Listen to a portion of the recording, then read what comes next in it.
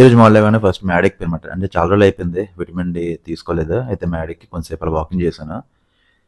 అయితే కొంతసేపు అలా వాకింగ్ చేశాను. సో ఎండ ఎక్కువైపోయింది. కిందకి వచ్చేసాను. రాగానే ఫస్ట్ బ్లాక్ కాఫీ తాగేసాను. దాని తర్వాత ఏమో మరి టీ తాగుదాం అనిపించి పాలు టీ కూడా తాగేసాను. దాని తర్వాత అంజీరు, సీడ్స్. రోజు మరి ఇంక ఇవే కదా! సో నార్మల్‌గా ఈరోజు ఇంక ఇడ్లీ తిందాం అని చెప్పి ఇంట్లో చేసిన ఇడ్లీ, చట్నీ. ఈ పొడి మాత్రం బయటదే. బయటది కదా! బయటలాగే ఉంది పొడి కూడా. నచ్చలే టేస్ట్ నాకు. చట్నీ, ఇడ్లీ అయితే బాగుంది.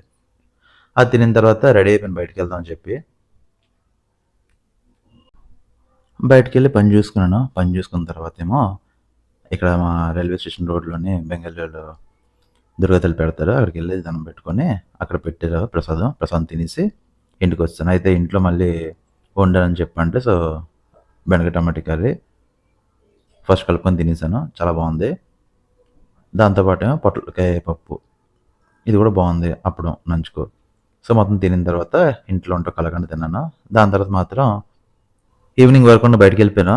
అయితే ఇంటికి రాగానే మా చెల్లేమో చేసింది పాస్తా. అయితే బాగుంది టేస్ట్. కానీ చూడడానికి కొంచెం భయంకరంగా ఉంది. టేస్ట్ మాత్రం బాగుంది.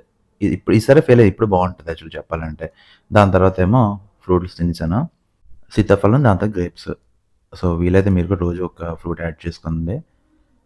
దాని తర్వాతేమో మిరియాల పళ్ళు తాగి రొట్టె చేశాను. బాయ్.